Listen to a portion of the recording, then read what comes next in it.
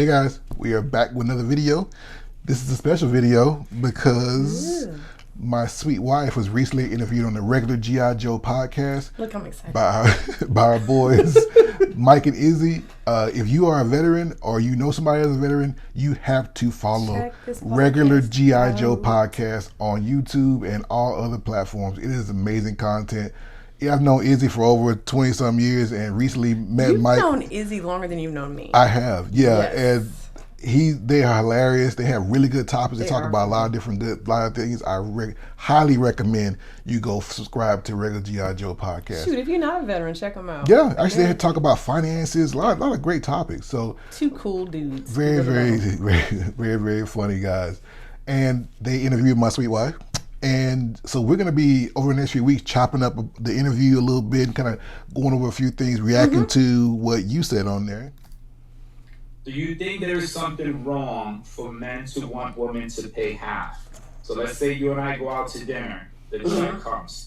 Do you think it's wrong that if the man looks at her to be like, hey, can you come out of wallet too, or at least make an attempt to come out of wallet to say, hey, I'll pay, or I got this, boo, whatever the case would be? But sometimes there are women that just think, I know chivalry isn't dead, but sometimes women just be like, he got it, and when that check comes, they're just looking at the check, and the man's like, okay. Do you think, I don't think there's anything wrong with a woman being like, hey, you need help with that, or whatever, but what are your thoughts on that? With a man wanting a woman to pay half? Do you think that's bad? I'm not really going to say that's bad or good. I think that is an opportunity for communication. Y'all need to talk about that so that you know. It's weird. Dating is different now. I'm a very, very traditional woman. I'm just an old school, I'm older. So that was one of their shorts. So dating is different now. It definitely is. So the rules in which we played by, we've been off the market 2 decades. So something happened between us, and we got to get back out there. I wouldn't know what to do. I'd be confused. But I'm just saying, dating is so different now, and the way modern women and even men, the way they view it is just completely different. We come from a traditionalist mindset regarding male female roles and all of that, but there are a lot of people that don't adhere to that. So this is going to be a different way of communicating. That's something that needs to be talked about, so that you're not caught off guard. So if I'm under the impression that, okay, I'm the woman, you're taking me out for a meal, I expect you to pay, then I need to communicate that, because I'm gonna be looking stupid at the end of the night. You're like, okay, it's $80, where your 40 at? Yeah. Then I'm gonna feel some type of way, but we should have discussed it. We had to have a discussion about traditional or non-traditional. Now, see, the problem with a lot of you young ladies is that you claim to be traditional, but you have very non-traditional ways of dating. Let me explain. So a woman will say that I'm a traditional woman, I believe this and that, as long as it suits her. As long as it suits her, she's traditional. However, when it comes time to use the S word, and I don't mean sex, I mean submit, then that's, no. Now all of a sudden we partners now. All of a sudden we partners. There is no leader. We're both the leader. No. You said you were traditional. In a traditional mindset, the man is most certainly the leader, head of the home in a relationship. And for you dudes out there, a lot of y'all I want a traditional woman. But then the check come, you're like, well, you make money too. And no. Yeah, you need to figure that out. You need to figure it out. I said it before.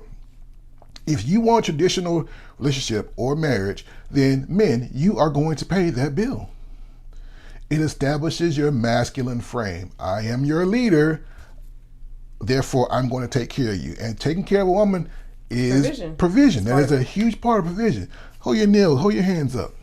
Hold your hands up. Do you think those nails were free, guys? No. You think? And they're blue too. Yeah. You think all that stuff that takes to maintain a woman is free? No, but I understand that if I want a traditional woman loves to take care of herself. She's very much into looking a certain way and being a certain way, and I like the way she looks, so I have to maintain that. That's part of the budget. Is that, hey, if I want this woman, and I'm not saying a non-traditional woman don't like to take care of herself, but what I am saying is that a non-traditional woman will be like, I got my own money, I take care of that, I got my separate bank account, you do this, and I'll do that, but that's not the way traditional people think.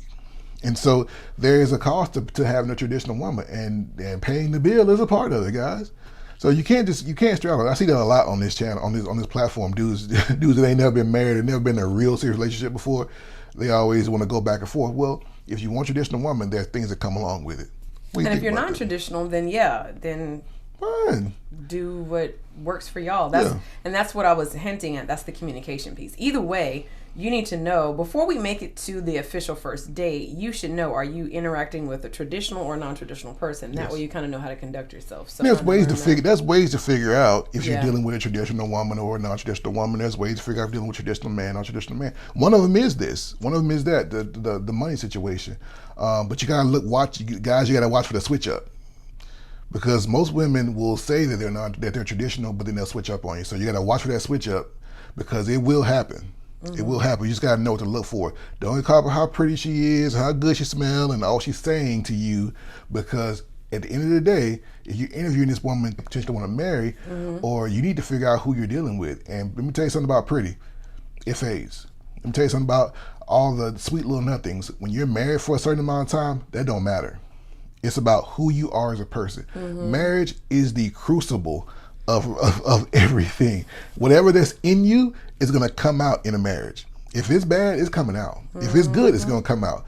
Everything that is inside of you is going to come out over the course of your marriage. All that stuff needs to be talked about before you walk down the aisle, because you stand to lose a whole lot in today's climate, in today's world. If you are a man and woman, you can lose 10 years of your life, 15 years of your life with the wrong guy. Yeah. Because you didn't vet him. And then whatever that was in him came out, and now you're like, I don't even know you anymore. So be very careful.